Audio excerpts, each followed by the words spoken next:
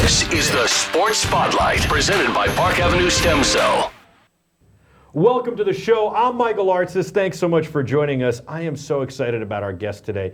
This guy is a good friend of mine. He also won the Super Bowl with the Indianapolis Colts, played for the Denver Broncos, and he was a Minnesota Golden Gopher.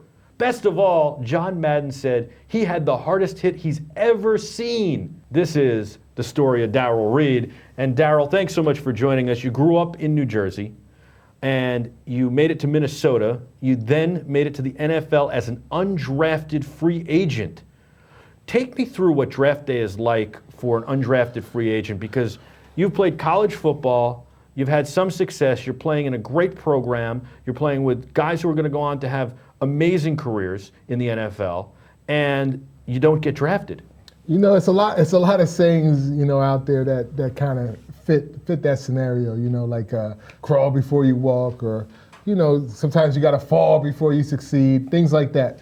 That's draft day for an undrafted, you know, person going into the NFL. You're looking so forward to getting drafted, and then you don't get drafted, so it's such a letdown, and then you get a call from a team, so it's like, wow, okay, I'm going to the Indianapolis Colts. So it was one of those things where I was upset and then I was happy, you know? But, I mean, you got to be sitting there going, I imagine that you would believe that you're good enough to play in the NFL, and not only good enough, but that you've just been overlooked. Is that the mindset that nobody's really talking undrafted, are they?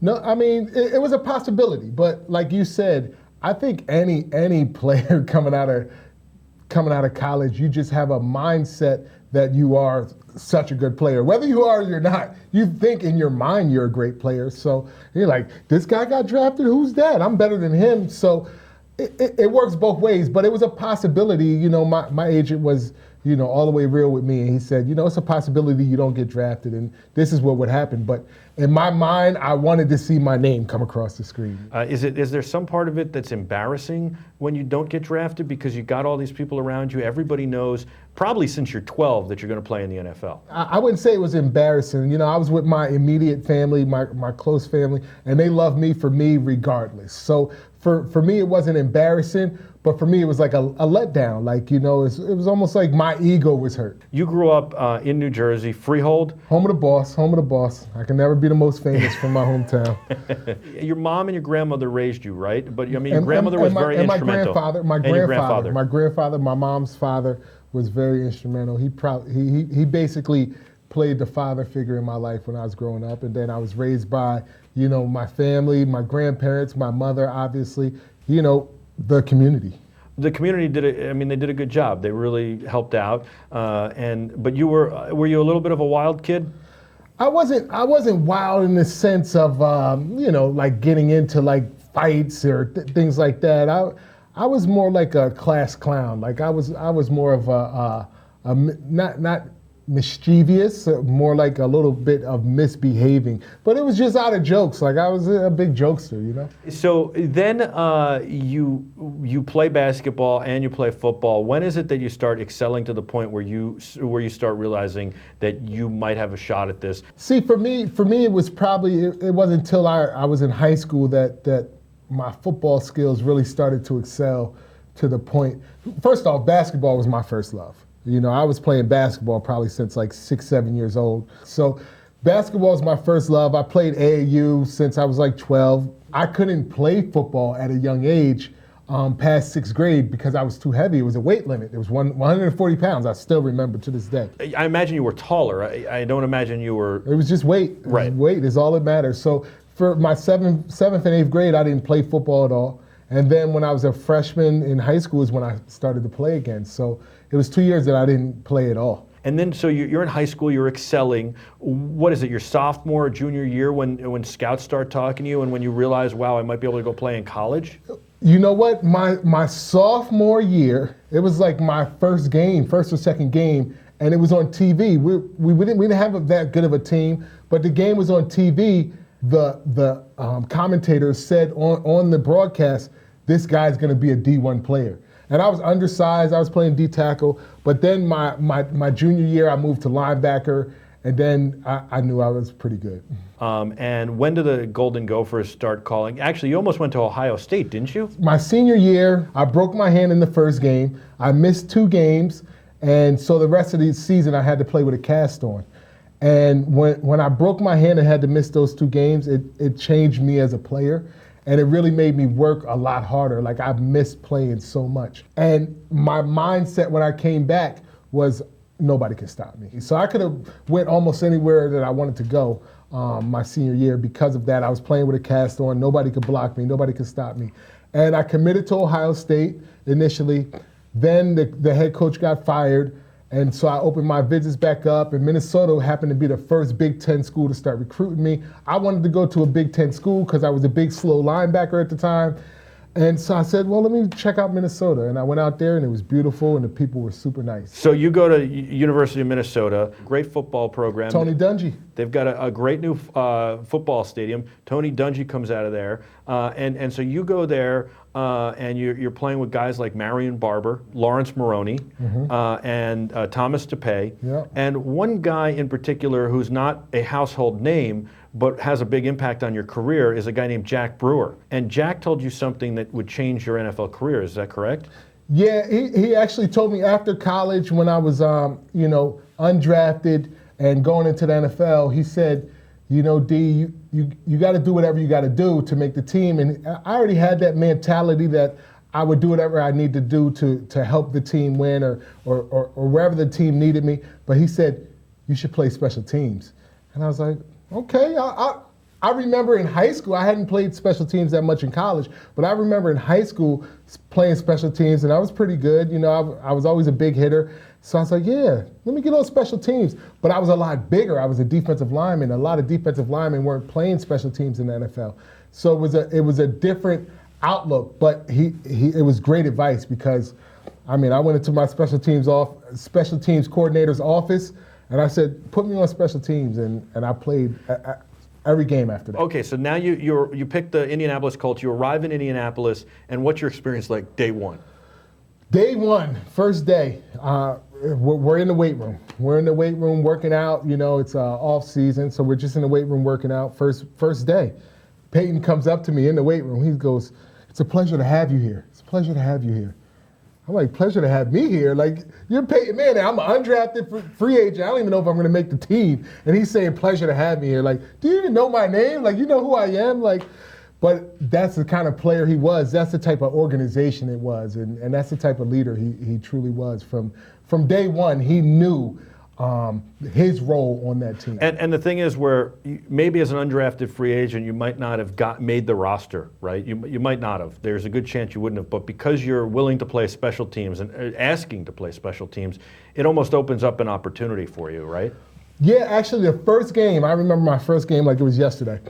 We were playing the Baltimore Ravens. I had brought like 50 people from New Jersey because we were playing in Baltimore. It was the closest game we had to Jersey that year. And I had actually made the team. I probably spent like $20,000 that I didn't have. Like, everybody come to the game, tickets on me. So I play in the first game, and I get in the game, and I remember playing in the game at the same time as all these like big time players. I'm like, wow. Like, Ray Lewis and Dion, and I'm in on the same field playing as these guys. By the way, you got Dwight Freeney on your team, Robert Mathis. Oh, yeah, our team is loaded with future Hall of Famers. Some of them are already in the Hall of Fame. But I'm on the same field as Dion. Like, Dion was it, So I played in that game, and then the next 2 games, I didn't play. It was almost like back to my senior year in high school for me mentally. Like, wow, they didn't play me. They didn't address me because they needed some special teams players. And at that time, I wasn't playing special teams. And somebody had got hurt, so they brought this guy who got cut by this team, whatever it was. The guy was terrible. The guys who they brought in to play special teams did horrible. So then that third game, we're going into the fourth game, and I go that Monday, I go to the special teams coordinator's office. I said, put me on special teams. I'm going to show these guys how to play special teams. And I just went out there, and it was like, like my senior year where I had a mentality like, I'm not going to be stopped. So the hardest hit, Chris Henry of the Titans is going to receive the ball on a kickoff. You split a double team and you get this hit, and then Madden calls it the biggest hit he's ever seen. Peyton Manning and Dallas Clark are both cringing on the sideline, the replay show. I'll even take you a little bit before the play. I had been having a very good year on special teams. In my opinion, I was the top special teams player. The week before, I was the special teams player of the game against the Houston Texans. So going into the Titans game, they wanted to stop me, so they were double teaming me the entire game, and it was I had a tough go at it, and they had me hemmed up, a lot of the kickoffs that I was on, and it was tough. And I said to myself, if I can beat this double team, there's nobody left to block me. And so eventually I figured it out, like I'm gonna attack this guy, and then I'm gonna split it. And then once I'm free, I had already in my mind there's nobody left to block me. So now I'm like, where is he looking? Where is that runner looking right now? Whatever hole he sees, I want to see the same hole. And so if you're looking at the actual play, you'll see me kind of like, and then straighten up, because then I figured out what hole he saw. And then I was just full speed from there. That was a Thursday night game. At the end of the season, it didn't matter. We were already in the playoffs. The game wasn't a game that really counted for us, but for me personally, this was a game that really mattered. Right. I know I got to be in great shape because I got to play special teams and play a lot of defense. So for me, it was a big game, and the reason Madden was doing the game and why so many people saw the hit, because it was a Thursday night game and it was the only game on. So what's it feel like to make that hit? Walk me through that part of it. After I split the double team, and it slowed down for me, and I knew what was going to happen. Because throughout my career since high school, I had been a big hitter.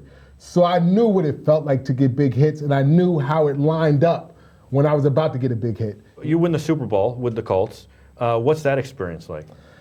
Winning the Super Bowl was a great feeling, and especially because that year Coach Dungy's son had passed away, and we kind of dedicated the season to his son. But for us, really, the game before was almost like the Super Bowl for us. And beating the Patriots in the AFC Championship, and with Peyton Manning and the Colts in general having a lot of issues with beating the Patriots in the playoffs, being able to beat them the game before the Super Bowl was like everything for us. When we actually went to the Super Bowl, we were so confident we were going to beat the Bears. We're like, the Bears? We just beat the Patriots. The Bears? They ain't got nothing on us. That's when I would think that you really start getting into the NFL lifestyle. You get to party a little bit more. Maybe you're hanging out with Dwight Freeney a little bit more. Peyton Manning, you maybe get to take some private jets. Am I right?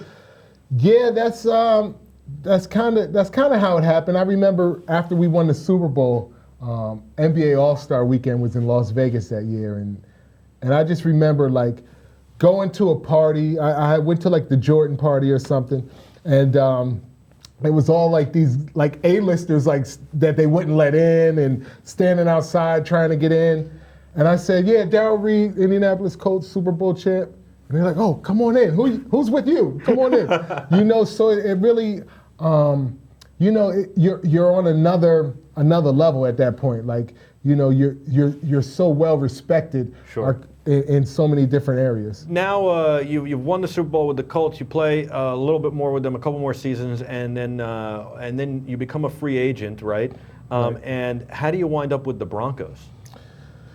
So yeah, my contract was over with the Colts. You were happy there. They seemed happy with you, right? Yeah, they seemed happy. It was a happy marriage, and it's more of a business move, and I can't fault them at that time. They made a business move, and I kind of made a business move where my value had risen more than with a championship team like the Colts have, with a lot of veterans. They don't have as much room in their budget to pay me as much money as I'm going to demand on the free market. So you signed with the Broncos, and the Broncos have a new coach and a new quarterback, Josh McDaniels. Yeah, he comes over. He's the youngest coach in NFL history, and from seeing me play against the Patriots all those years, he really respected the type of player I was and he understood what I brought to the game and my intangibles. And so they signed me to a pretty good contract. You start the season 6-0. 6-0, 6-0. I mean, my boy Kyle Orton at quarterback, and I'm playing very well. I have like 3 or 4 sacks in the first 6 games. And Elvis Dumerville is playing opposite you or alongside you. Between the two of you creating so much havoc, they can't double team both of you. And so he's racking up the sacks. You're both having career years, and you guys are 6-0. Then on a Monday night in Denver, you're playing the Steelers, and you hurt your knee pretty bad. You sack Ben Roethlisberger. You come up limping. I was actually there at that game. I was sitting next to your mother about the 50-yard line in the first row, and your mother turned to me and said, "Oh, that doesn't look good." And I said, No, he's going to be fine. But really, you weren't fine. Yeah, just a freak play where a guy, happened to fly in the air and hit me on the inside of my knee. And like you said, I thought I was going to be fine, and I actually played the rest of the game. I don't think I even missed a snap. But I just wasn't the same player. I couldn't run with the same speed, and I couldn't move in the same manner that I was used to. But I figured it was a bruise or, you get nicked and injured all the time in the NFL, so you're used to playing through it. So I just thought it was something like that. But later on, I found out it was much more. How important is it to take care of yourself physically so that you can have a longer career? It's very important. It's very important. Even looking back and reflecting upon it, I remember always seeing the veterans. And as I got older, I understood a little bit more when I got into my, 4th and 5th year in the league, I understood a little bit more. You always see the veterans always in the training room, not because they're hurt, but because they're taking care of their body. You always would get tune-ups, right? After the season, you'd maybe get your shoulders worked on. Sometimes maybe you wouldn't tell the team, or you just do it kind of on your own because you didn't want necessarily to hit the injury report. Is that true, and is that common? It's very common. It's very common that you don't share your all the injuries that you may have unless you feel like they're very serious injuries, because one, you don't want to be looked at as like a soft guy or something like that, and 2, you don't want other teams to try to take advantage of it, and 3, you want to play. You don't want a young guy to come in and take your spot, or the team to sit you because you're going through whatever injury that you may have. So you get accustomed to playing through injuries. And after the season is over, you're like, okay, let me deal with whatever's been bothering me all season. Let me deal with it. But you're always looking for like the most cutting edge way to do it, right? You're always looking for what's going to heal you the best, the fastest, the safest, correct? Yeah, I think especially the top elite players, I think they're always on the cutting edge, Sure. But I think on a whole, everybody wants to be on the cutting edge. And, even with my injury that I had, it was really one way known that they could have healed my injury that I had. And I had a hole in my cartilage. And the traditional way to deal with it was with a microfracture surgery. But there was a new procedure that had just come out called a de novo, where they took cartilage from a cadaver, they put it in wherever you were missing cartilage, and as long as your body accepted it, it was like you had new cartilage. And it had just been approved by the FDA. Microfracture is not great because you're going to be in pain probably the rest of your life. Just even walking, quality of life isn't great. Plus, you probably will never return to play at the level you played at, especially a guy your size. When you're on the cutting edge, it does cost you sometimes as far as having to pay out of pocket, because it is a new procedure that maybe it's FDA approved, but it's not team approved. Sure. Where the team wants to usually go the traditional route. For me personally, I had talked to my agent, talked to doctors, and they felt for the type of player that I was and the size that I was, a microfracture wouldn't have been good for me. It never really healed. I like that you're on the cutting edge, and you realize that something else might not work for you, and you tried to do something different, but it never really worked out, right? Initially, I would say it didn't. And my body accepted the cartilage, Yeah.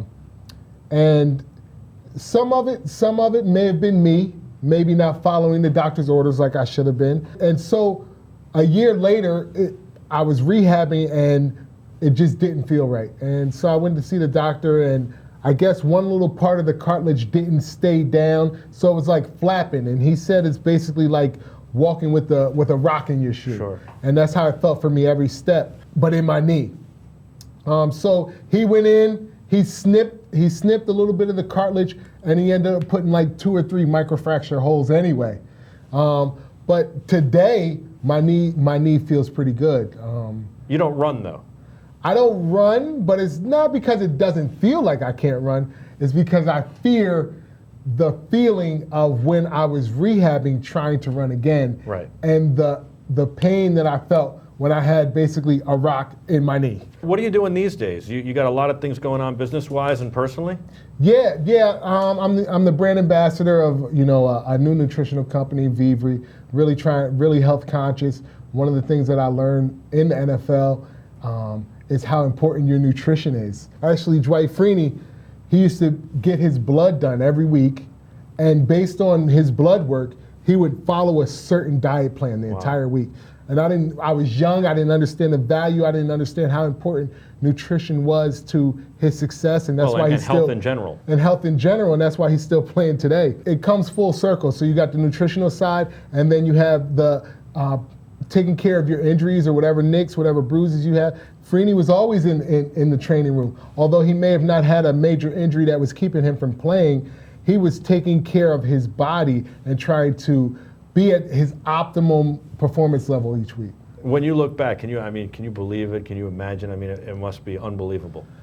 Yeah, it was unbelievable looking back. Like some of the things that I've done and some of the places I've been. Like I spent the night at Michael Jordan's house. What is that? How does that happen, and what is that like?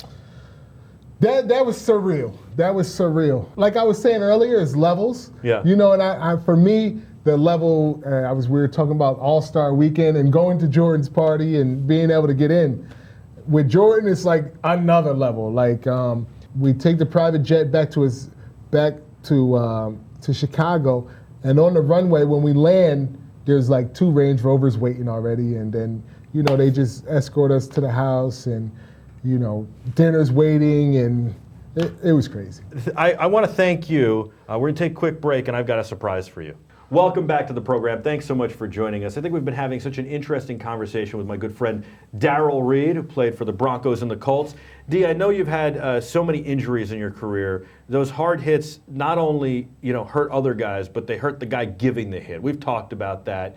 And staying on top of the latest technology to heal your body is really important. And I was recently introduced to Dr. Joel Singer from Park Avenue Stem Cell, and he's doing some amazing stuff with stem cells. And I thought, if I brought the doc in during an interview with you, there might be a synergy here, and I could connect you guys, and maybe he could do some good work on you, because I know you have aches and pains every single day from playing that crazy game we love to watch called football. He has got a cutting-edge procedure he's been perfecting for 10 years, and what he's doing is he's taking stem cells from your own body, and he's injecting them into the spot that you have pain. Tell us about the procedure, and then I don't know, maybe you guys could figure out, I'm sure he's got some aches and pains that maybe need some help. Well, basically we extract stem cells from the fatty tissue, and the whole procedure takes from start to finish about 2.5 hours.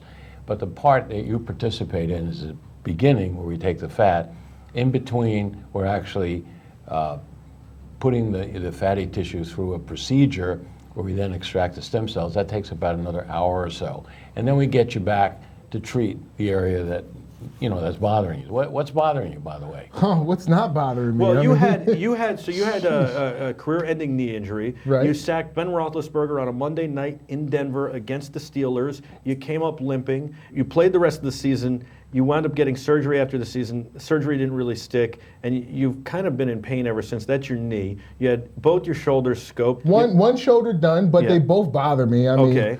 And why? Because of the hitting somebody? The shoulder comes less from hitting somebody than you would think.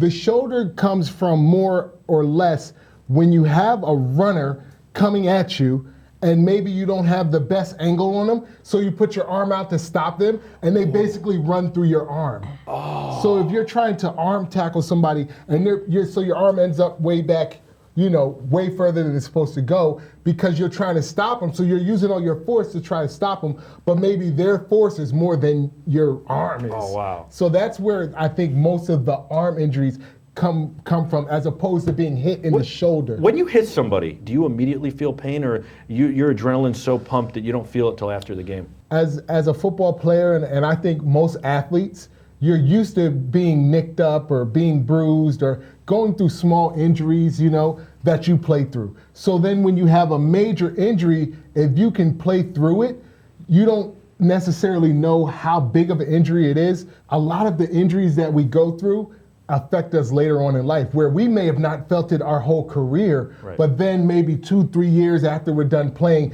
now you're like, wow, my shoulders bother me, wow, my knees bothering me, wow, my back. You never felt it while you were playing, Sure. But after you're done playing, after the lights turn off, now everything, you're getting older, your body's not the same, you're not getting any younger, and it starts to deteriorate, and you feel those things a lot more.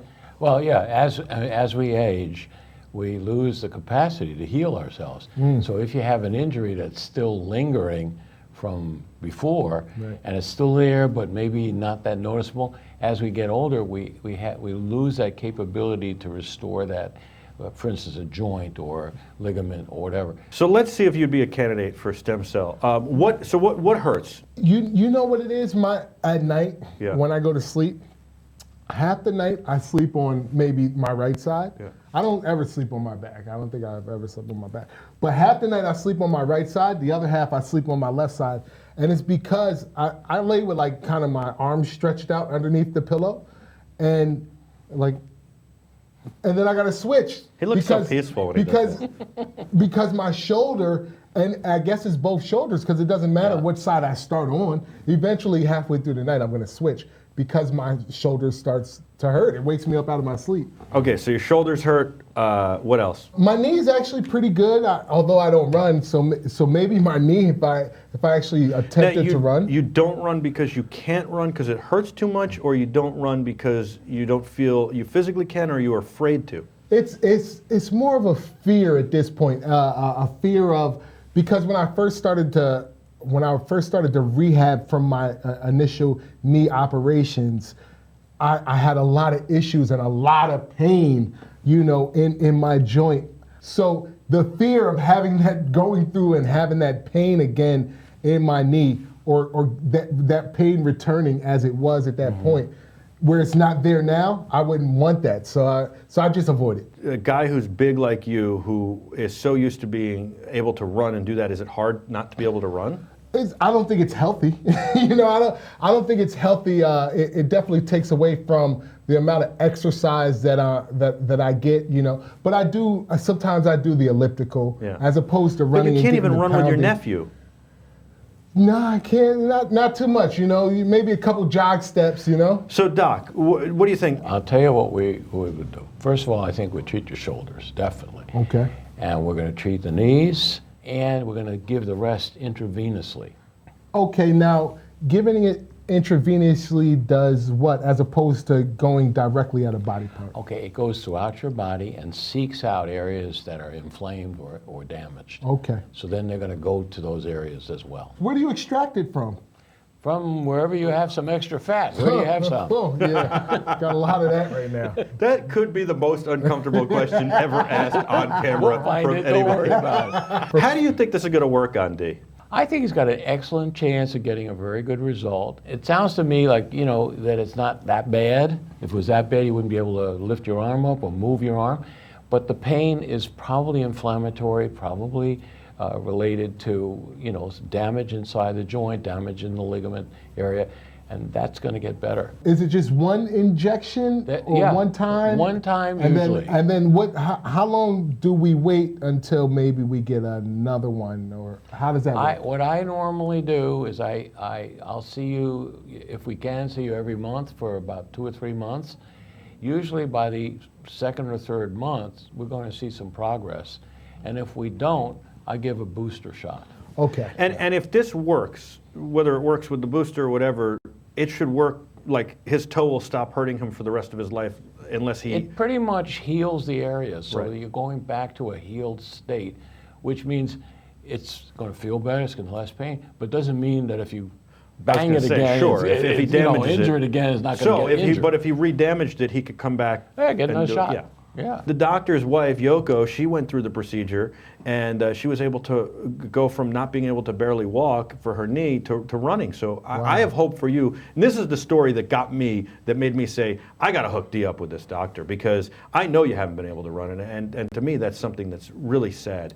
And so I'd love to be able to run with you, but more importantly, I'd love to see your nephew run with you, and I'd love to have Jack, my son, who adores you, run with you. You know, it's sad, but I think it's a regular occurrence for former NFL players to be dealing with injuries, former athletes in general to be dealing with a lot of injuries post-career. See, and that's the thing. Dr. Singer is helping people. It's so amazing. His whole career has been about helping people. Even before becoming a doctor, he figured out he wanted to be a doctor by volunteering at a hospital. And then he has helped people his whole career, including going abroad to help people with cleft palates and all sorts of other things. And when he saw what stem cells could do, he said, oh, I've got to get involved in this to heal people. And it's amazing because by mobilizing your own stem cells, really all we're doing is mimicking a natural process.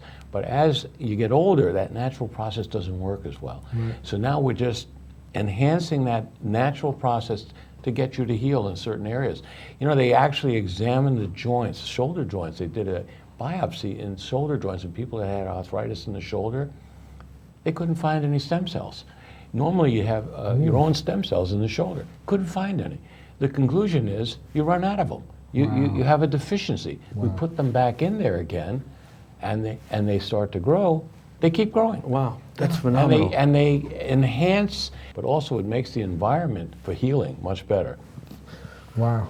I think everybody, even non-athletes, you know, you always get that saying where I'm going to feel that when I get older, or I'm going to feel that later, you know, and imagine if you didn't have to feel it later, or you didn't have to feel it as bad when you get older. We were even talking about, you know, guys who are playing, you know, football right now, getting almost like a preemptive injection, or preemptive treatment, because they are hurting themselves, but they don't even, like you say, they just want to play. You know, it doesn't matter how much it hurts. Hey, I got to get out there, and almost like weekly giving them a shot here and there, or giving them an IV, and that might help prevent a lot of these things that are happening. You know, Dee, I mean, in all honesty, when you were in the league, I've seen this firsthand, so please stop me if I'm talking out of school, but after every game you'd be handed a bag of medicine from the team trainers. I would call them horse pills, to help alleviate the pain. But if you could do something like this while you're playing, you could eliminate all those pills that are probably really not great for you anyway. I mean, they used to just throw it at us. Like, we used to take it before the game, after, whether you were hurt or not, you got a Toradol shot. That speaks to what you just said, Doc. I actually knew that I was injured, but I was still playing because, you know, NFL is a very demanding career path, and it's very high turnover. You always got these young guys, you know, that can take your spot at any time. So I was playing through my injury and probably making it worse. Sure. And just doing whatever I had to do on a weekly basis, whether it was not practice, whether it was Toradol, whether it was other pills, in order to play in the game every week for the rest of the season. Yeah, sure. I think let's see how you do with this. This could be the future, the preventative that he's talking about. It also can help speed the healing process. And as the doctor was saying, correct me if I'm wrong, but there are no side effects to this at all. The stem cells by themselves produce no side effects because they're yours. Right. They're the same cells you still have in your body. This is exciting. I'm really excited to see how you do. I'm glad we're going to follow you. So we'll take a quick break, and then I guess when we come back, we'll be with you doing this. How's that sound? Yeah. Hey, how's it going? Hey, how's it going, Doc? Good, Darrell. So we looked at everything. You're in good health, but you're hurting, right? The knees and the shoulders. Good. You'll show me where it hurts, and we'll do it. We're going to take some fatty tissue from you, Okay. fair amount, maybe about 200 cc's. And so that's going to require some local anesthesia. Once that's done, by the way, you can actually go to another room, you can come up, you can have something to eat or drink while you're waiting for us to process the cells. And then when you're going to come back, we're going to give you an injection into the knees and shoulders. You're going to be taking the fat out of my stomach, right? Yeah, Because yeah. I need it out of my stomach. Okay, well then you saved up for it, and that's I'm good. requesting. It's very safe. We have data on over 7,500 patients that we've taken care of. And it's going to actually help you tremendously. We know that large doses of stem cells injected into joints, they grow, they multiply, they create a new environment inside your joints. And this will give you relief, and it will actually improve your health in general. So Okay. this is a good thing. You all set? I'm ready. Okay, All good. right. Okay, good. All right. We're ready. Is it good? Is it still Oh, yeah, work? we got plenty here. Oh, plenty. I was hoping we wouldn't have to show that. We're going to go from here, and then we're going to go up to here, and up to here. Okay, so I'm gonna prep the area. You didn't even warn me that it was going to be cold or nothing. Just ruined my whole drunk feeling just now. Like, A little pressure here. That's what this is. A little pressure. That's a local anesthetic going in, okay? Try to make this as gentle as possible. This side you shouldn't feel much at all. so I got basketball practice tonight at 7. Am I good to go? All right, we're doing the enzyme right now. This is what we use to help us get the stem cells out.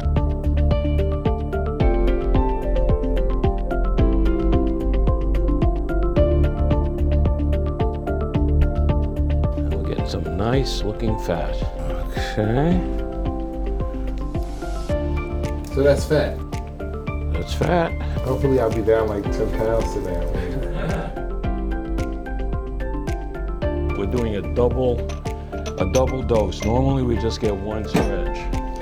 So we're doing 2 syringes, we're gonna get twice as many stem cells, and then we actually double process it to get about 50% more. So we usually get 100 million cells, which is a good number. Okay, so at this point, I think we're pretty much all set. We're gonna put a bandage on Darrell, and then he can go have some lunch.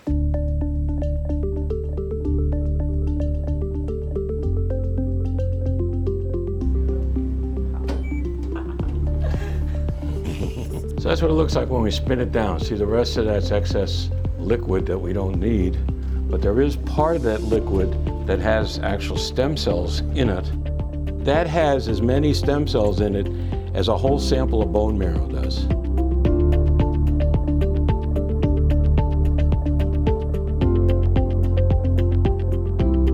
So now she's actually taking unfiltered stem cells. Then we put it through a filter, and those are ready to be injected stem cells. We have 8 syringes filled with stem cells. We calculate this as over 100 million stem cells. So we're gonna start an IV, and this is actually the first batch. We're gonna use that mostly to inject the joints, and we're gonna give all these IV. So what we're gonna do is get PRP first.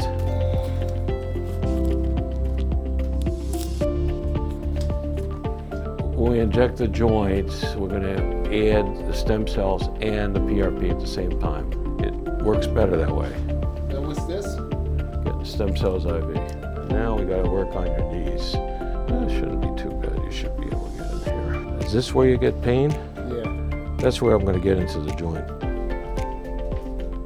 Okay. You've gotten your 60 million or so stem cells IV, and we've got about 80 million or 70 million more cells we're going to put in your joints. Let's see if I can get in the joint easy. I hope so. I hope so too. Usually I do. Now, that needle is in the joint because it's the perfect length for me to know exactly where it is. So first I put the stem cells in. Here I'm putting enough fluid in. It's going to go all around your whole knee joint. Okie dokie. I think we're good. Now, let's address the shoulders. Okay, we are done. Good job. I'd like for you to come back in about a month. We're going to kind of measure how well you're doing. Right. And if you're seeing real improvement, then we just don't have to do anything. Right. If it's kind of like not much or nothing is happening, another shot of PRP is going to work. The way I look at it is you got more than enough cells right now to heal.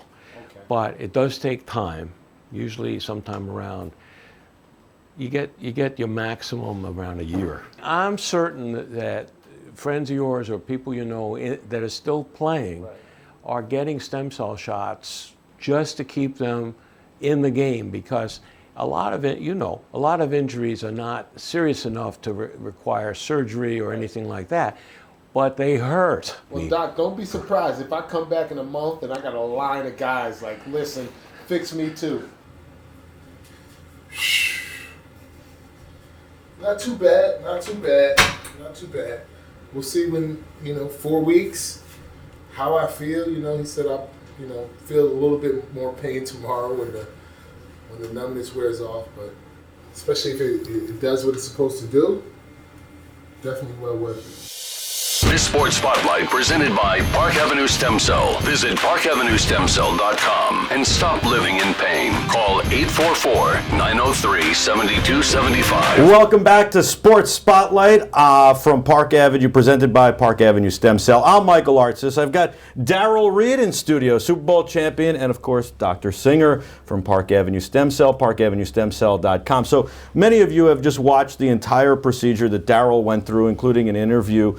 If you haven't, you can go to YouTube to watch it. You can go to Facebook and watch this interview and procedure, which is tremendous, where Dr. Singer takes fat out of your body. Looks like liposuction procedure, or mini liposuction. Right. He spins out the stem cells and then injects the stem cells back into your body. In addition to injecting the stem cells back into your body, he also gives you an IV of stem cells.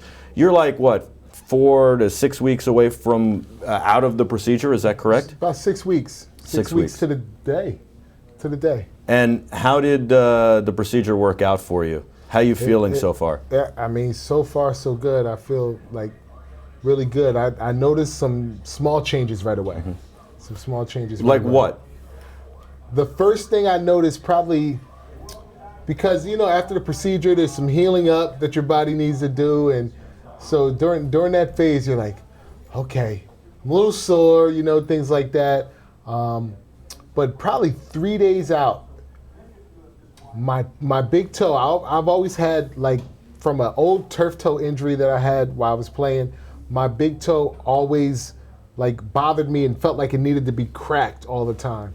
And every time I would go to crack it, it would just hurt. It would never crack. It would just it's like having a jammed finger that you feel like you need to, like, pop or something, and you go to pop it and it just doesn't do anything. Yeah, laying on the table, you kept saying to Doc, can you inject my toe? He's like, that's a very painful spot. You're Right. like, inject it, go for it. It really hurts. You endured, I think, a good deal of pain in your career. How would you say the pain was going through the procedure? Compared to other pain in my life and career, it would be on the lower scale. Lower scale. I mean, because you're numb in the areas. It's local anesthesia. Is that what it's called, Doc? Yep. So you don't feel that much. It's more like pressure. I think that you feel, or you feel it, but it's not pain that you feel. I want to open this up to questions from the viewers in a few minutes. There are those watching on Facebook, and they can ask questions. There are those watching on YouTube, and there are those who are watching on Twitch as well. Oh, we're live? We're live. No, I'm joking. Doc, Darrell's 6 weeks out from the procedure. You've said it usually takes a lot longer for it to really show results, and if you're a month out and you're not seeing them, you'll do a little booster. But the reality is that it's really a 2 to 3 month process. I've heard that from other athletes who I've talked to. How's Darrell doing? He's doing great. The fact that he has seen some results so quickly means that he had a lot of inflammation in those joints. And the stem cells, first thing they do is they basically soften up that inflammation and stop it cold.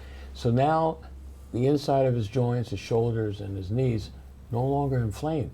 That means it's starting to heal. But the fact that the inflammation has gone away so quickly, very good sign. He's going to get fabulous results. I always felt like I was a fast healer, but as you get older, things don't heal as fast. That's just human nature, no? That's true. That's true. D, one of the viewers, Rolling Corners, asks what you think about CTE. That seems to be a big issue for former players. You threw some really big hits. John Madden said one of your hits was the hardest hit he's ever seen in his life. Your football helmet after the season was always cracked. You played with a cracked helmet. Have you started to see any of the effects of CTE, and how are you feeling about your condition as far as that goes? Well, the first thing I would say is CTE is totally real. Like, as far as myself, maybe there's small things, memory things or cognition things that I can tell are not. I'm not as sharp in some areas as I used to be, but I have friends of mine that they're affected way worse by CTE than me. What is your overall thought? Are you afraid of what could happen down the road? I've never been a person that's like afraid. Like, fear is not one of the emotions that really overcomes me. So I wouldn't say I'm afraid of it, but I'm aware. I'm aware of some of the issues that other players have had, and some players like anything. There's a spectrum, right? So you have guys that are lower on the spectrum, and you got guys that are on the opposite side that are high on the spectrum, where the CTE is affecting, like, they can't even drive to the store and make it home because they can't remember the route, like a regular route. So it's not affecting me on the super high end, like some players, some committed suicide because they can't even live with themselves not being themselves. Like, they just don't, they feel it's like an out-of-body experience. Well, and part of it is depression, right? Part of CTE, it causes depression as well, and that can go untreated, of course. Doc, do you feel that stem cells, especially through IV, can help, maybe not reverse CTE, but maybe slow CTE? Well, there's a lot of evidence, not only from experiments in the laboratory, but actual real situations, that large doses of intravenous stem cells can reverse many of the symptoms of CTE.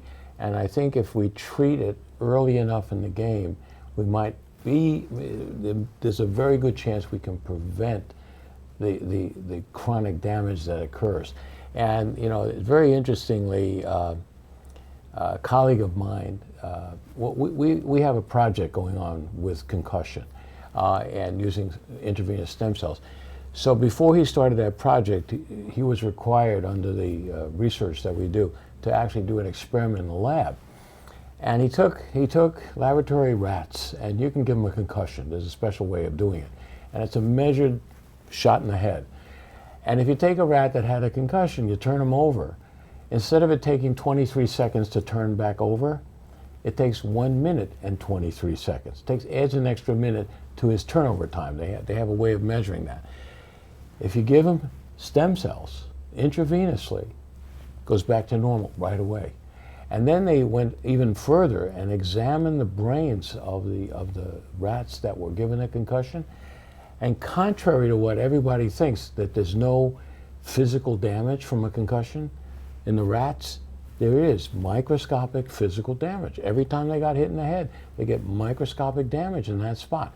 And the stem cells were able to reverse that microscopic damage. Wow. So would you say that players, especially NFL players, should get treated for stem cells, maybe after a concussion, but maybe even just get stem cells, have them kind of frozen, I guess, and have them waiting for them at the end of the season and get treated regularly? Well, first of all, we know that getting 100 million of your own stem cells intravenously, very few side effects. It's almost harmless because it's your own cells, okay?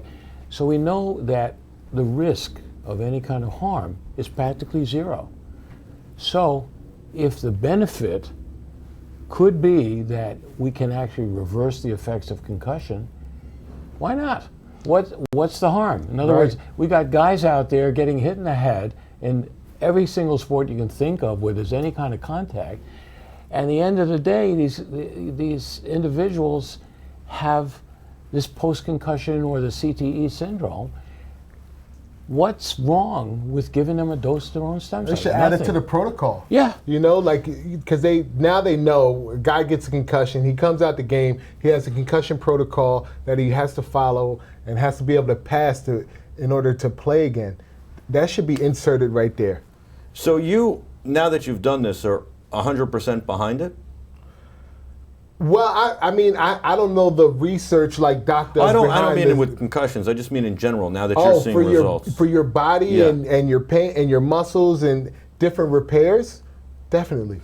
So Definitely. Rolling Corners wants to know: would you recommend this stem cell procedure for weekend warrior type athletes, or is it only for high-end professional athletes? And I think that it's a good question, especially because until now, or until recently, stem cell procedures have only been able to be done overseas, but now they're being able to be done in the United States. So I think the general public doesn't know that much about it. Well, again, as I mentioned before, these are very, very low incidence of risk procedures. So, weekend warriors, people who have osteoarthritis, pain in their knees, pain in the joints, whatever it is, from any reason, torn ligaments, rotator cuff injuries, you don't have to be a professional athlete to get that. You can just go out and play a game of tennis every weekend. That's what I was going to say. I was like, I think I can answer that one because even you yourself, Mike, you're not a professional athlete, but you like to play hockey on the side. Sometimes you go out there, you're playing like you're a professional. In your mind, you're giving it all you got every time you step on the ice. And you're banging yourself up. You might have had a concussion or two. You might suffer from CTE. I definitely have had a concussion or two, and I do get some bumps and bruises playing to this day. And that's just a weeknight warrior. Right, it's a weeknight warrior. It's not even a weekend warrior. But it's funny. I heard you right before we went live. You were on the phone with, I don't know who it was, a buddy though, and saying you could now sleep on both sides without any pain. And how you were raving about how amazing this is. Yeah, it's interesting because in the clip before this, I was talking to Doc in our first interview about how I had to switch sides every night. I always, for the last, I would say 5 years, I sleep on one side part of the night and the other side, the other half of the night. And for the first, and sometimes switch even multiple times, like maybe 3 or 4 times, just trying to get comfortable, my shoulder, be in pain or irritation, inflammation. Now that I know what it was inflammation probably, but now I can sleep through the night without switching sides. Rolling Corners had a follow-up question for you, Doc. I think this is interesting. Stem cell research was controversial when it first started because of the way they harvested, but how is the process of harvesting your own fat cells changed, and how did it develop, and how old is the technology? Great question. Well, when stem cell research started being discussed in the media was around when George W. Bush was president. And it was controversial because they talked about embryonic, killing unborn babies to get the stem cells and then treating people who were sick. And it was very controversial. The people who were sick said, oh, well, I want to be safe. And the people who wanted to protect the embryos were very, concerned about that. Well, it turns out that we don't have to use embryonic stem cells anymore. We can get adult stem cells that still have what's called pluripotential possibility. In other words, those stem cells from an adult can turn into any other cell. And the stem cells from the fat, that was discovered about 13 years ago in a lab in UCLA, wasn't picked up by the scientists and people in the US so quickly, but they picked it up in Asia, especially Korea.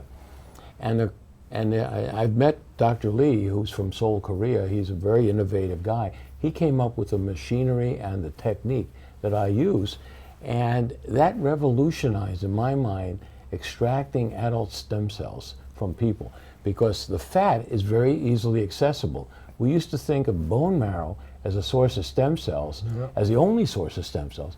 Well, it is a source, but it's a very poor source compared to your body fat. Your body fat has gazillions of stem cells compared to, if you take one vial of bone marrow, you might get 150,000 stem cells. The same size vial of fat, you're going to get 25 million stem cells. And Big I think difference. it's probably a lot less painful to pull from your fat, which you have plenty of usually, or most of us do, and certainly it's a lot probably easier and less painful. Much less. Less evasive. Much less, yes. Calamity Jane wants to know, would it be good for lower back pain? From my previous surgery, something clicks in my back. Is that something that could help Calamity Jane? Backs, necks, every joint in the body can be treated with stem cells. So is it only for joints though? I mean, I know we talked about Darrell's shoulders, which might be joints, but it also could have been rotator cuff, or it could have been ligaments and stuff. Yeah. Ligaments, muscles, joints, tendons. And even quite possibly the brain. And definitely the brain, and other disorders, especially related to the immune system, where we know that stem cells given systemically quiet the immune system down in a very safe way. Whereas, if you have to take, let's say, prednisone or a steroid to quiet the immune system, it's to shut off. Right. Okay? Stem cells don't shut it off. They kind of like modify it. I think it would be good, Doc, to explain that what you were saying a little earlier. Just touch on that a little bit more about how the stem cells, when they enter your body, they're able to transform and go where they need to go. Can you? Well, they're called adult stem cells taken from the fat are sleeping. They're dormant, right? When I extract them, I activate them.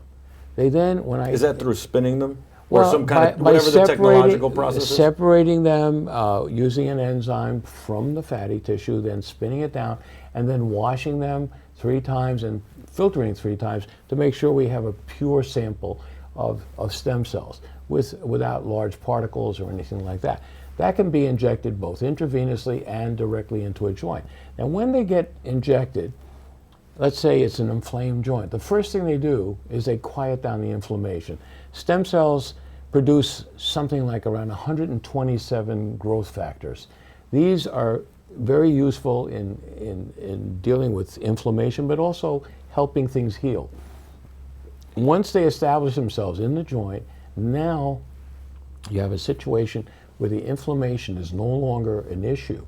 Now your own stem cells that are still there can start to heal, but these stem cells that have been injected can actually convert into cartilage, into bone, into ligaments, into any other of those kind, and nerve tissue to heal the area, to reconstruct it. Are they going back into the bloodstream, or when they go directly into, like you put it in Dee's knee where he had cartilage replacement surgery, his knee hurt, are you putting it right in there? Or? You put it right in the joint because that's a very specialized location, but when we give it intravenously, that's flowing through they the blood. travel through the entire body, and then they home in to areas of inflammation. So they go right there. I guess they're working like blood cells to heal you. Yaboy wants to know, how well do we understand stem cells and how they operate?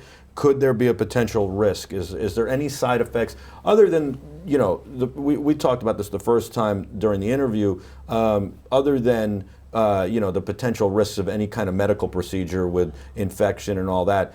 Is there any risk actually from the stem cells, like any side effects or anything like that? Well, when we use your own stem cells, the risk is extremely small for causing any kind of problem. Well, you're not going to have rejection first because of all. Right, immunologically they're the same, and they're already in your body. Okay, so that's number one. Is there a possibility of some remote side effect happening in some future year? Yes, that's why we study this. Now, right now, I'm part of a group where we've studied close to 8,000 patients. We did a safety study, and it's an ongoing safety study. And so far, the incidence or the number of people that have had a side effect related to the stem cells themselves is almost 0. Another group, a similar group, there's actually 3 private groups that are doing the same thing. Between the 3 of us, we've studied close to 21,000 patients. No one's reported any adverse side effect that you could consider really dangerous, and this is over about a 10-year period of time. So I think we could say very, very, I should say conservatively, that as far as we know, there really isn't any side effect related to your own stem cells. Now, if it's foreign stem cells, another story. And so, this is obviously a question of a lot of viewers. Rosanna Carey, who's watching on Facebook, had the same question. So I think we've answered it, that there, as far as we know, there are no side effects. But how well do we know how stem cells operate? I guess, do we know them well? Well, we keep studying. Stem cells are the basic building block of the human body. If you run out of stem cells, you're gone. You're dead. You can't repair yourself. And even, they've studied elderly people that are very frail and weak in nursing homes. They don't have anything wrong. They don't have heart disease, they don't have cancer, they don't have any disease, but yet they're wasting away. And these people were given large doses of intravenous stem cells. Within 1 year, every function improved by 50%. Amazing. It's just, the fact is, stem cells are what we need in our body to heal. It's a normal process. We're talking with Dr. Singer from Park Avenue Stem Cell, parkavenuestemcell.com. Also, you can call them up, 844-903-PARK, 844-903-PARK. And we've got Super Bowl champion Darrell Reid with us, who went through a stem cell procedure himself with Dr. Singer and has shared his results, which you say are very positive, right? Very positive, very positive. So we've got Some Beardy to Love, who wants to know, my mother had surgery. She is having a hard time recovering. Is this something you would suggest to her to help speed the recovery process instead of waiting it out? Good question. I think post-surgery healing could be enhanced tremendously by mobilizing your own stem cells, and the answer is yes. And one area that we've seen, and I've had a number of patients who've had either prostate surgery or prostate radiation therapy, and they have a lot of post-radiation or post-surgical complications such as nerve damage, et cetera, et cetera. Stem cells can go in there and heal that area very nicely and restore function very nicely. So yes, after surgery, the answer is it can definitely help. I think that's really interesting, and it's something, do you see in the future that when people come out of surgery, they will get an option to have stem cell treatments?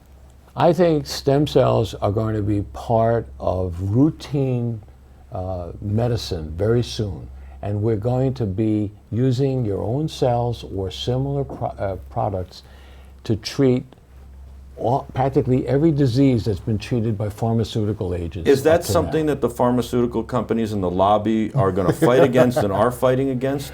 Well, it's very interesting because I think they don't like it, but at the same time, they're doing their own research to produce their own stem cell products in the lab.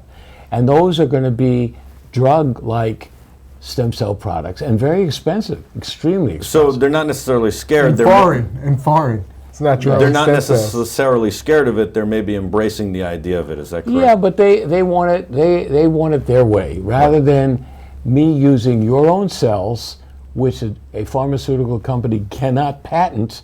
They want to patent something, put it in the bottle, and then charge $300,000 per treatment. Right. Listen, I mean, that's what insurance companies have to deal with from pharmaceutical companies all the time with all sorts of things, whether it's for cancer or anything like that. Yes. Rolling Corners wants to know, are there any sort of injuries that stem cell procedures unequivocally will not work for? Well, if you have an injury, let's say a tendon is cut and there's a separation between the two ends, stem cells are not going to put it back together again. That's surgery. Right. I'm a surgeon. You got to sew that up. Okay. But if you have a tendon that's frayed, it's not completely torn apart, but it's damaged. Partial tear. It's frayed. It's the surface is ripped up a little bit. Put stem cells in there. 3 months later, you wouldn't know that tendon was damaged at all. It's glistening. It looks like a brand new tendon. So nothing can do that except stem cells that I know of. But surgery is necessary if you pull that tendon apart. You have to pull it back together. We're talking with Dr. Singer from Park Avenue Stem Cell, parkavenuestemcell.com. Also 844-903-PARK is the phone number. It is 844-903-PARK.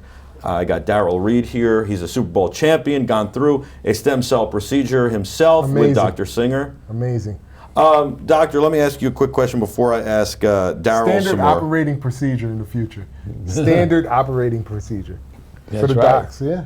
I see it. I see the results in you for sure, from what you've said, and I know you've been in a lot of pain for a long time. I know a lot of guys who played in the league who always talk about how they deal with their pain. Different guys do different things, but they deal with it every morning when they wake up. It's like they're getting in a car wreck over and over and over again.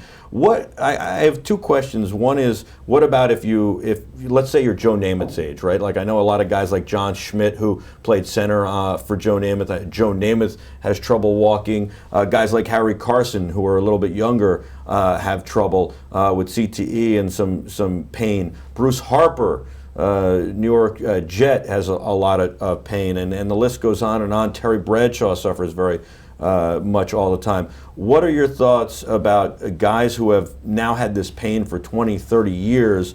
Is this something that, well, I'm sorry, you're too far along, or maybe you have reduced stem cells because you're older? Darrell's a young guy. Is it something that can still have effect? My oldest patient is 95 years old. And had both knees ready. I mean, he couldn't walk, period. He's walking now without a walker. You're never too old to get stem cell therapy. What about people? So there's been a lot in the news about cancer and whether chemotherapy works, and insurance companies are starting to say maybe it doesn't work, maybe we don't want to pay for it. I know you're not an oncologist, but is stem cell something that could actually help with cancer? And what about other diseases?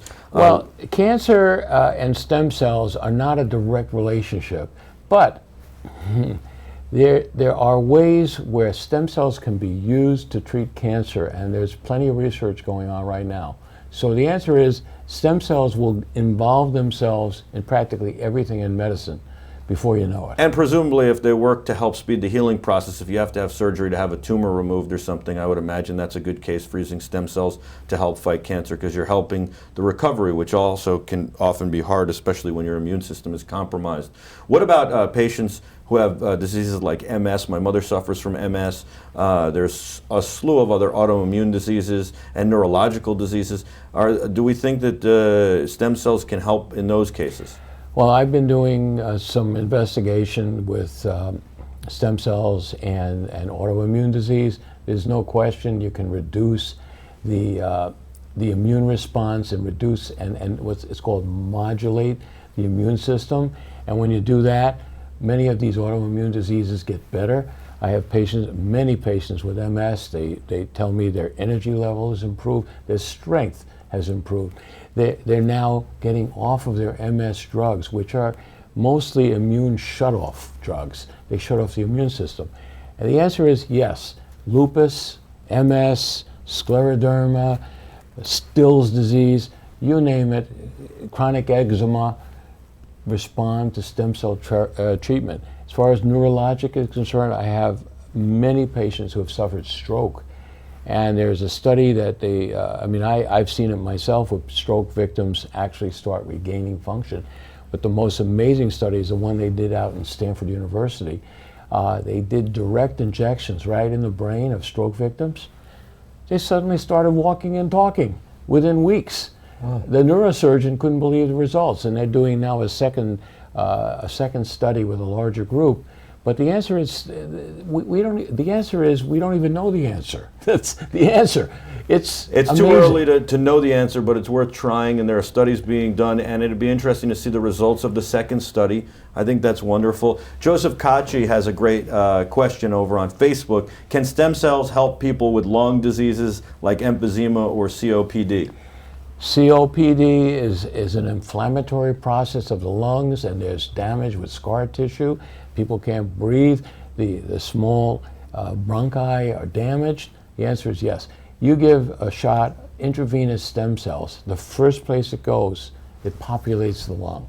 So if someone has lung disease, they're going to start to feel better very quickly with stem cells. It sounds like it's almost like, what are the limits? Almost like it's limitless. You have the limits where if it's something that's pulled apart, you're going to have surgery. Yeah. But almost anything else, it seems like it can help or reduce or in some way help out. Well, the answer is the normal natural process in our body to heal is through our stem cells. We have stem cells in every tissue, every organ of our body. But that process diminishes with age, or diminishes when you have too much damage or disease. So when that happens, for instance, they've actually biopsied the inside of shoulders that were arthritic. There aren't any stem cells. They couldn't find any. So what's the answer? The answer is put some stem cells back in there and you're going to heal. That's what happens. And so, again, we're talking about a natural process. What I do is I take the stem cells from a place where you have extra ones, like in your abdominal fat, Like I do. and I extract it from that and I move it from there to a place where you need them. And it's not that complicated when you think about it, but the stem cell is very complicated. It's very sophisticated, it knows exactly what to do. And it goes and does its own thing. I don't control it. I love this comment from Torn94, and he says he's basically parroting the comment you had about surgery, which was sew it up and slap some stem cell on it. You're right. Which can help the healing process, especially if it's something like a torn ligament that has to be repaired through surgery. And now we're talking with Dr. Singer from Park Avenue Stem Cell. The number is 844-903-PARK. You can also go to parkavenuestemcell.com. And Super Bowl champion Darrell Reid, who went through a procedure, as he just alluded to a moment ago, with Dr. Singer. He took the fat from your stomach. It looked painful. Was it painful? There was times where I could feel it a little bit, but not. I wouldn't say painful, but it's well worth it. It's well worth it, and Doc at first wanted to take the fat from my back, and I was like, no, I got plenty in my stomach. Take it from my stomach. I don't know if he took enough to actually. It wasn't a liposuction procedure, D. Now, have you tried? You haven't run since you played in the NFL. You've been in a lot of pain running. I know you're only 6 weeks out. Is it too early for him to run? And have you tried running? I've done a little bit. I've done a little bit. And how does it feel? It feels good. It feels good. I've done a little bit. I didn't want to press it too fast, and I talked to Doc. He said, take it easy, start slow, and not too much too fast. And you've been listening? You're not good at listening to doctors. Yeah. I'm trying to get better. I'm getting older, more mature. So. Well, what you can do, since if you get on a treadmill, the pressure when you run on a treadmill is not like you're running on a sidewalk. Right. So you just try a little slow jogging on the treadmill, a little bit like that. Other machines that are less traumatic, let's say to your knee, like a elliptical or something like that. You can go ahead and do that, and see what it's like. I mean, you're an athlete. I find athletes know their bodies better than anybody else. They really do. Why? Their body is their tool. Their body is what they use in their sport. You have to know your body. So I trust an athlete in terms of taking care of his body after a procedure. He's going to know what especially post-career, because during the career there's all the pressure to get back on the field, and they want to get back on the field, but after their career there's no pressure to get on any field, so you can take your time to heal, be more careful, and it's about being comfortable the rest of your life. Or a career extension. Right. That's what comes to my mind right now. It's like, we're gonna put him wait a second. You're gonna unretire? He's going for the draft again. I don't know about, that would be a restart. Yeah. I don't know if it's going to restart my career.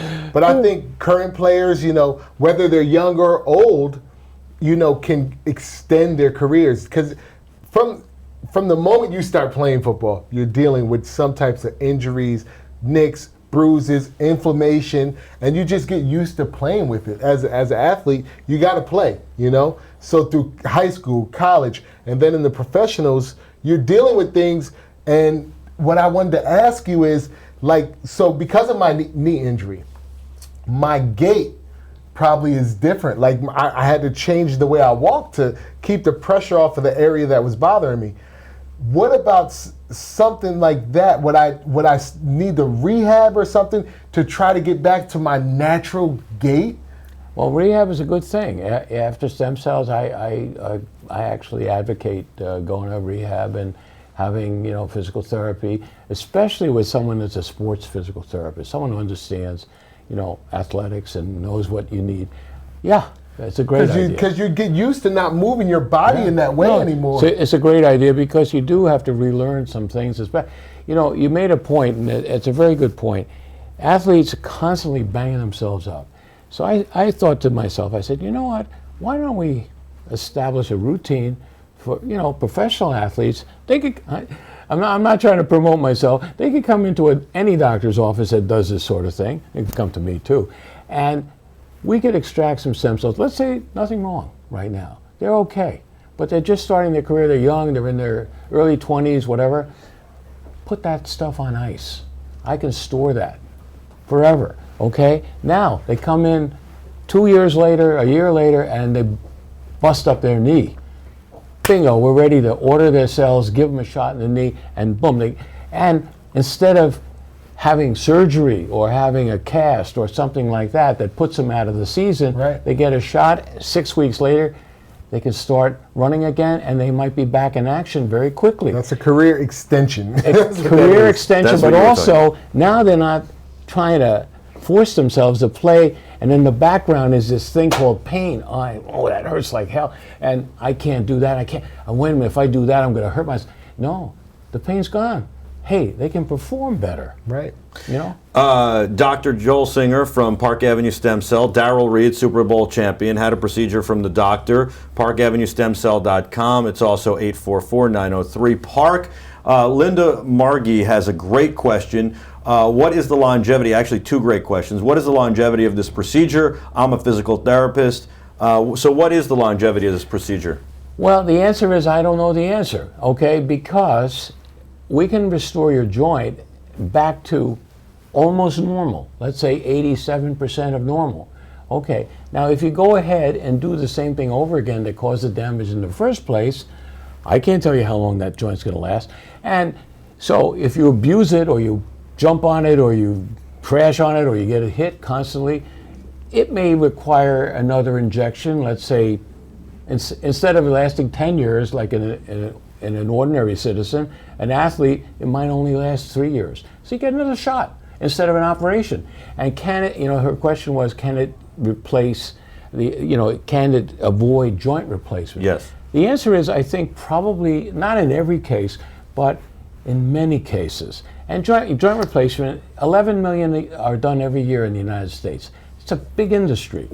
A lot of them are being done unnecessarily. I would imagine that you would say that, number one, it can help joint replacement, specifically if you get to the joint replacement early enough as it's starting to wear down, not when it's totally in need of replacement. And then the other part of it, I would imagine you would say, and correct me if I'm wrong on both of these, or either of them, is that the joint replacement surgery then can be assisted by this for recovery, I would imagine. Is that? Well, that's part of the answer, but I think you can avoid having to Completely.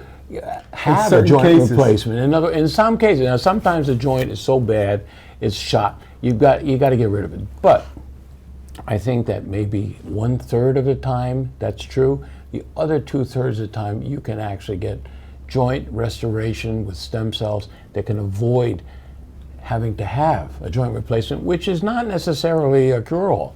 I mean, is that term coined already? Joint restoration? No, not really. I think we're going to specialize in that, Doc. We'll talk about that after the show. Look at this, he's going into business with you. Joint restoration. You heard it here first. He's not only a customer. He's now the president. Look at him. He was a just client. A consultant. He was a client, and now he's ready to join forces with you and go into business with you. Hey, why not? I like that though. Instead of joint replacement, joint restoration. It even sounds better. Like restoration. I like the Earlier in the day, I was in the car and I was talking to the team about being on a football field for the very first time, a professional football field. I was standing in the end zone. A guy named Warren Sapp probably played at about 3:30. He was probably about 5'9", and he was at about the 10-yard line. And he got down in a three-point stance and was in that end zone. I was at the back of the end zone. In that end zone, looked like he was going to run me over like that.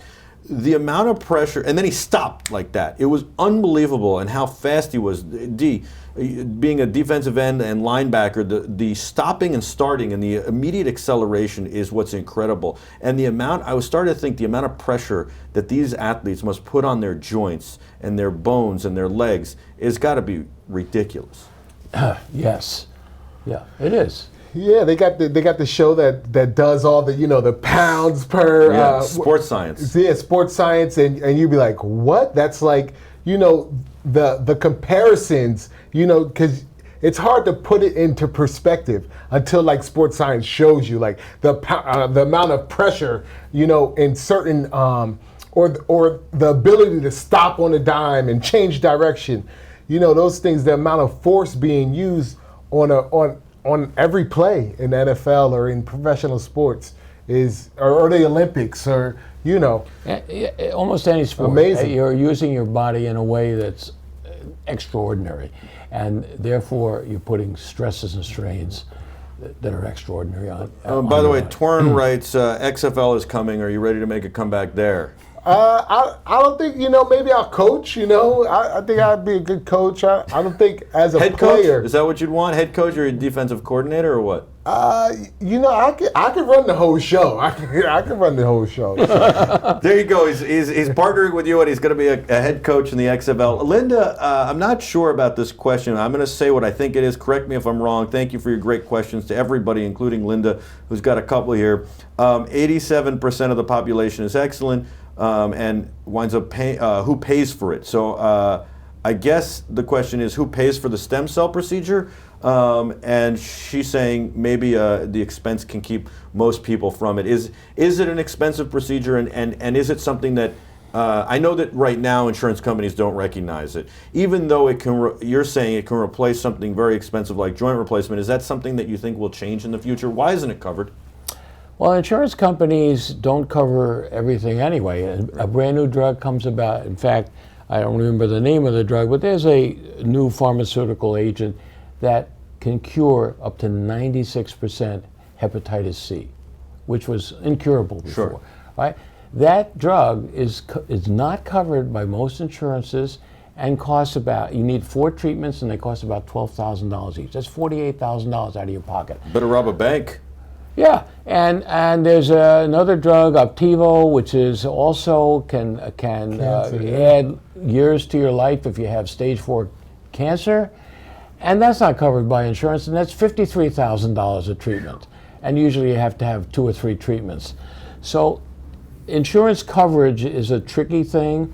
Insurance business, the insurance companies are in business, and they're trying to, provide coverage for their clients, but they don't always provide coverage for everyone. So that's one thing. As far as the cost of stem cell treatment, it varies depending on what's necessary, and it can be very affordable. And we do have if there's like a single joint involved, it can be very reasonably cost. And we go through that with each patient. Do you do, I don't know if you do this, I don't want to put you on the spot, do you do payment plans for people? We have or payment financing? plans, we have financing, we have all those things. So it is not exorbitantly expensive, but it all depends. Do you think in the future insurance companies might cover it? They might. Again, don't know. we don't know. Yeah, right. There's no way of knowing. And, D, you were going to ask a question. Yeah, I was just going to say, because I noticed, like I said, 3 days out, I didn't actually get a stem cell injection into my toe, but my toe was better 3 days out. And that was from the IV. Yes. And I would imagine that if somebody just got the IV, that part of the procedure, it would probably keep the cost down, depending on what their needs are and things like that. Well, there's variation, lots of variations in treatment there, so that we can, when someone comes in, I go through everything with them, and we go through the costs. And some people say, "Listen, doc, I've got to get better. Whatever it costs, I'm going to do." And some people say, "Gee, I'd love to have this treatment. I know I need it. I can't afford it." We try to work with everybody. That's great. That's really, really important. And also, I want to mention something too. I'm doing a study right now. As far as I know, it's never been done. Where we're doing a totally double-blind study of patients with knee osteoarthritis, arthritis in the knee. I'm looking for people that qualify in the study. We have to have a certain age group. They have to have certain other criteria. But if they meet those criteria, they get their treatment for free. Wow. That's part of our new joint restoration venture. Now, the double blind means that both people get it. Is that correct? No, what it means is you have both knees that are damaged. One gets a placebo, one gets the placebo, and one gets the actual treatment. I don't know it, and the patient doesn't know it until we break the code. Is it possible though that because, well, if you're not doing, I guess, the IV, No then IV. it wouldn't heal the other knee? It shouldn't, but Right. no intravenous, just a shot of stem cells Right, in so- one knee and just saline in the other. So at least one knee is better, but you have to have both knees better. When are you doing gout? I'm in for the gout study. Well, the other thing is when we break the code in 6 months Yeah. and find out that the one that was treated with the stem cells is so much better and the other one is still bad, I'm going to treat the other knee for free also. Wow, that's very nice. That's wonderful. Look at that. Yeah, joint restoration is here. Will you will you come back and tell us the results of the study? Yeah, we have about 3 people so far, and we're looking for 10. Right. That's all. We're looking for 10 people because they have to meet very strict criteria. Dr. Joel Singer from Park Avenue Stem Cell, parkavenuestemcell.com. You can also call him 844-903-PARK. And Darrell Reid, Super Bowl champion.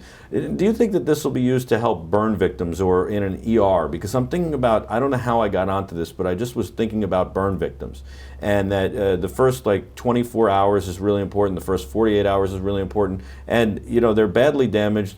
Is this something that can help them regenerate their skin or help them heal? Or are there studies for it? Or are there no studies? And then, if so, is that given in the ER? Or does that have to be given later on? Or and could you see this in the ER in the future? Well, I don't know if in the ER, but there have been, I think Johns Hopkins did a very brief study where they actually took fat-derived stem cells, put it in a spray, like, you spray a car with a spray painter. They put in a sterile spray and spritzed it all over a burn victim, and they healed like 3 times faster than normal. And was it better healing or was it about the same? Better healing, with 3 times faster than normal. Wow. And there's an interesting case that. So, go ahead. I mean, and that was done in the ER, or that was done, In an a couple operating days. room. But was it a couple days out, or was it kind of immediate? Not immediate, a short period of time. But number one, the pain of the burn went away very quickly, and it started resurfacing the whole area. Was it their own stem cells? Yeah. Wow. Yeah. Wow. There's a very interesting study that happened.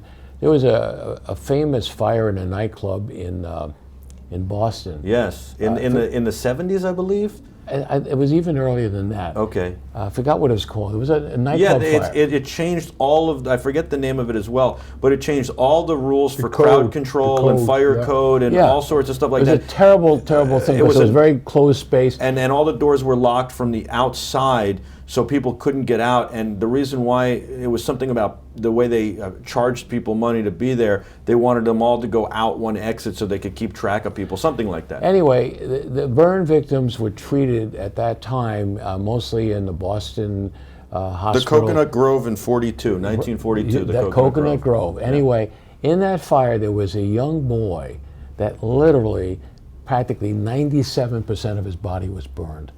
And one of the doctors took some cells off the kid's scalp and put them in a petri dish, which is how you culture things, and put it in an incubator. And he grew this kid's cells in sheets, and eventually grew enough cells to resurface the kid's entire body. In 1942? Yes. And he described what he did. It was a TV show about stem cells. And he said, and there was a doctor who actually did this, right? And he said, I couldn't do that today because of regulations. They wouldn't let me do that today. And when you say he took part of the kid's head, how did he do that? He just, whatever skin cells were left on the top of his head, he scraped them off, put them in a petri dish, and he started growing these cells in sheets, and then started putting the kid's own skin cells on him. How would he even thought of that in 1942? He did. He was That's advanced. amazing. An He advanced doctor. But he said, today I couldn't do that because the regulations would prevent me from doing it. That's the sad part. That's the so sad sad. part. Now, first of all, Yaboy is the one who came up with the Coconut Grove 42, so thank you very much for that. And thank you, Linda, and again, everybody, for your wonderful comments and questions. Linda said this is very interesting, and thank you for it. And she's interested in treatment because she has a bad knee. So you can call up 844-903-PARK. You can also go to parkavenuestemcell.com, make an appointment with the doctor, Dr. Joel Singer. Are the consultations free? Yes. Okay, so you can make an appointment, go talk to the doctor, and find out, if it's right for you and all that. Or your loved one. Or your loved one. Darrell Reid, Super Bowl Friend. champion. I'm curious how it would work for my mother who suffers from MS. I mean, she's in bad shape and has been since 1988 when she was diagnosed at 40 years old and deteriorating steadily. She's been on a cocktail of medications over the years and been able to stem it off a little bit. But it'd be interesting to see. So what about the regulations with stem cells today? Is it FDA approved? What are the regulations? I know that certainly because it's your own body, it's treated differently. Well, that's a good question because it's a very, very gray area. As far as I can tell, the FDA would like to regulate stem cells, even if it's your own cells, but they can't because they're not allowed by law to regulate the practice of medicine. They're not allowed to do that. And basically what I do is the practice of medicine. Now there are certain things that I do that the FDA would like to say that, for instance, your own stem cells that I take out of your body and give back to you, they're trying to say that's a drug and it has to go through the same process as drug approval. But that wouldn't hold up because anybody, any thinking person, if I took your cells out of your body and all I did was spin them around and put them back in and concentrate them, maybe cleaned them up a little bit and gave them back to you, how in the world could that be the same as a pharmaceutical agent that's foreign and that's chemical or whatever? I don't see how it can. You're not adding anything to it. No. Yeah, I don't see how it's your own cell. Yeah. It's almost like if I took a sample of blood from you and I spun it down, I separated the red cells from the plasma, and then I also took the platelets out and I separated that, and then I gave them all back to you. And how could that be a drug? Now, what happened with the same thing with the FDA?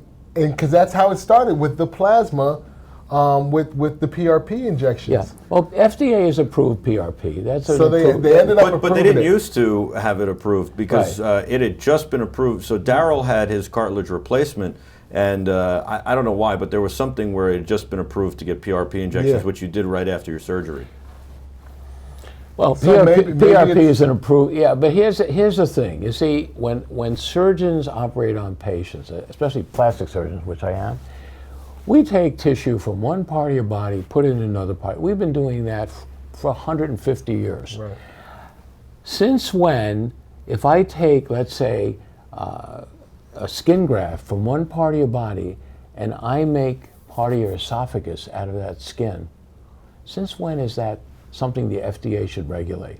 But as far as they're concerned, in their mind, they should regulate that because it's not exactly the same use. The skin is not the same as your esophagus. Well, okay, but 150 years of doing the practice of medicine and all of a sudden a government agency says, wait a minute, you shouldn't be doing that? Sounds like they pick and choose a little bit too. Well, it's just that it doesn't make any sense to a normal person when you start to think about this. And when it doesn't make sense, then to a normal person, how can it make sense to a physician? It doesn't. Right. Absolutely. You make some really excellent points there. Now, you're a plastic surgeon who got into this because you've always believed in helping people. You've done programs like Doctors Without Borders, and not that specific program, but programs like it, and gone and helped people with cleft palate issues and all sorts of things, and it's extremely important. And what you told me, correct me if I'm wrong, is that when you saw the ability to be able to help people with this procedure, you said, you know what, this is what I need to be doing, this is my calling. Is that correct? Yeah. And I think the potential for curing illnesses and diseases that we now think of as incurable is so much there in the stem cell. I'll give you an example of something. A colleague of mine travels to China a lot, and he was invited to a hospital out in western China in a city called Kunming. And this hospital, for the last 30 years, they've been taking people who are paraplegic, paralyzed from the waist down, and they operate on them. Now, in this country, we don't do that. We just leave them sitting in the corner. You're paralyzed, too bad. Soldiers come back from Iraq or Afghanistan. Oh, sorry, you can't walk. You're paralyzed from the waist down. In China, of all places, they operate on these people. They open up the spine. They look around with microscopes. They see whatever they can attach. They clean it out. They clean out the debris and whatever else is there. He said it was amazing. He watched them do this 6 hours, 3 surgeons with microscopes. And then, after they finished doing all the surgery, they took this much stem cells from the fat that they had extracted before, and again with the spray gun, and sprayed it all over the spine. He saw people walking again. Wow. Able to use their bladder again normally.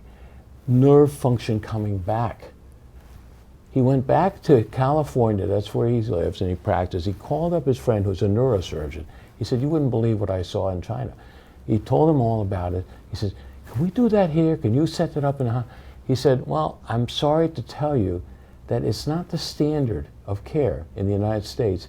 And if I did that to a patient, even though I'm trying to help them, and anything went wrong, I'd lose my license. Wow.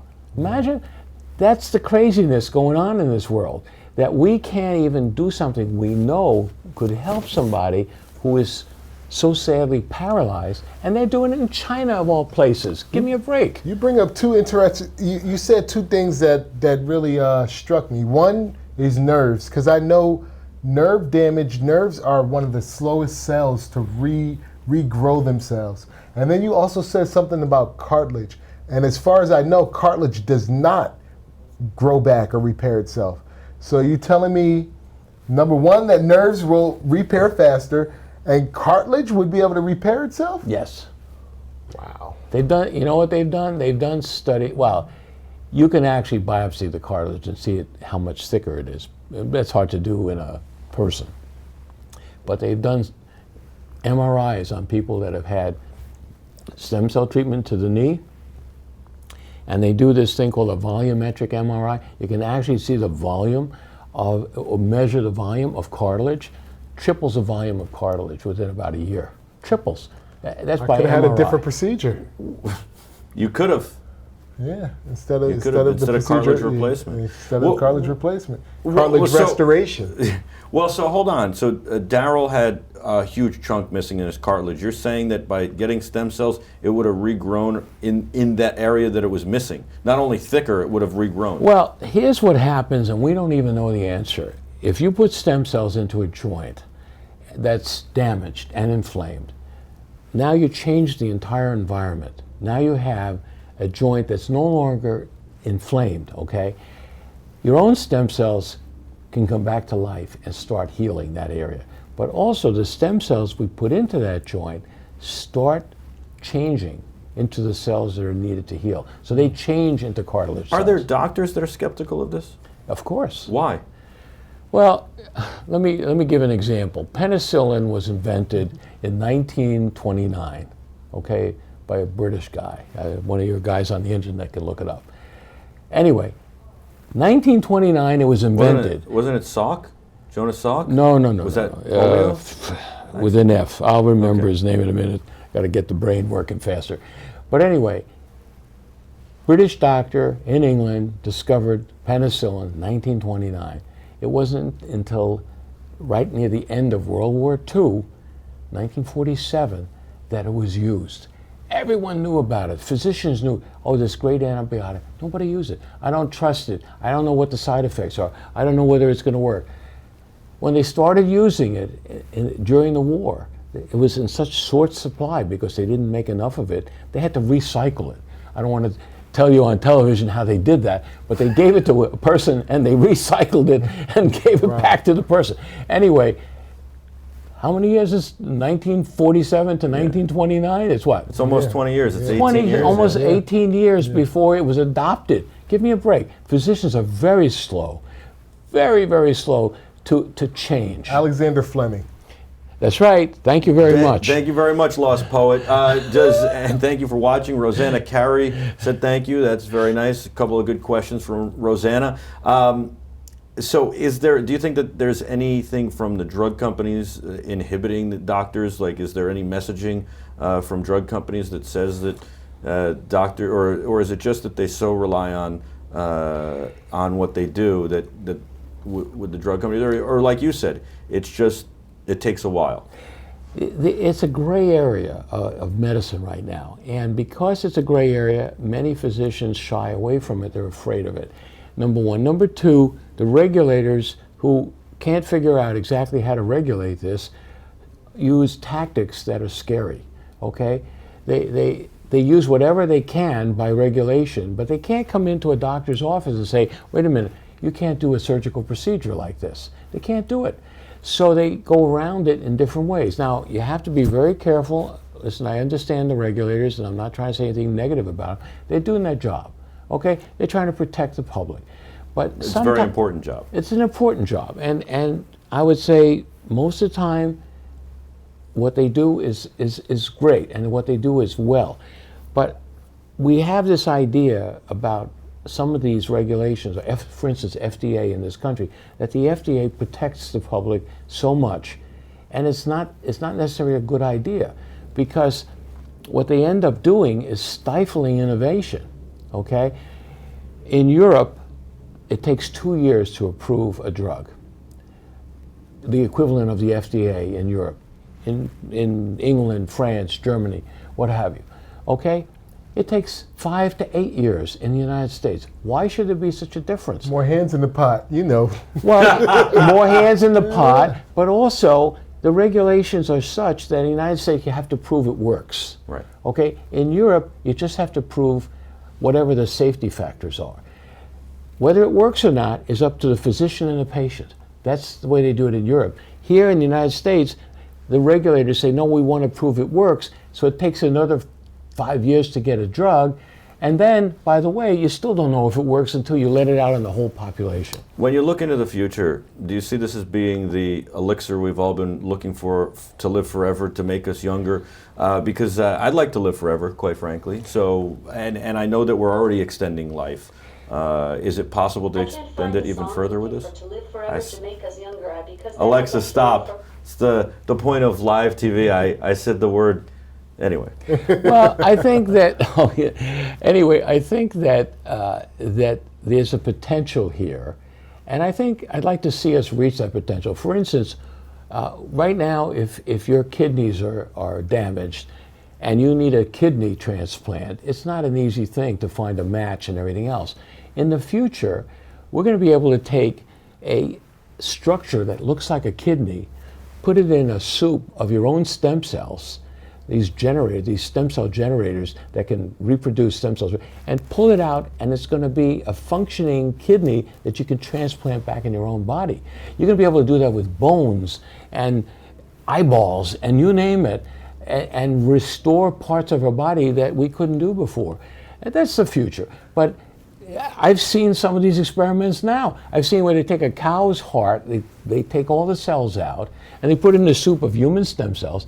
They take it out 3 months later and it's beating. It's wild. Wow. So I'm just saying, the stem cell is just an amazing tool, and if we can figure out how to use it for our benefit, it's just going to make our lives longer, healthier, and all the rest. I've got a visual of an eyeball soup that would be at a Halloween party with kidney beans.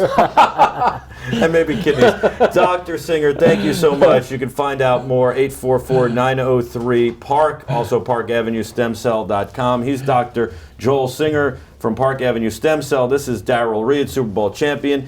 Darrell, we'd like to follow your progress some more, and when you do really go run, we'd like to be there to stream that live. And Linda, who's watching, says she's blown away by the level of this treatment and that what is available. She feels confident recommending it to her patients, and it makes total sense, and I think she's hopeful. So if I know that somebody said, I think it was Linda, that she needs a knee replacement bad. If she winds up going for this, we'd love to follow that story as well as get the consultation. Study. It's free. Yeah. At least talk to doc and find out if it's right for you, you know. parkavenuestemcell.com. I think this was certainly very interesting. I appreciate you doing this, Doc, and your time, and I look forward to the next episode of Sports Spotlight, presented by Park Avenue Stem Cell on Be Terrific and Cumulus. I have a prediction. You do? Yeah. You said it started maybe 13 years ago? Yes. Penicillin was 18 years. So we might got 4 or 5 years until they got to let it go. They got to make it legal and FDA approved. They're going to have to let it go. Well, it is legal now. Well, it's legal, but FDA approved. Yeah, well, the way you get FDA approved is you do clinical trials.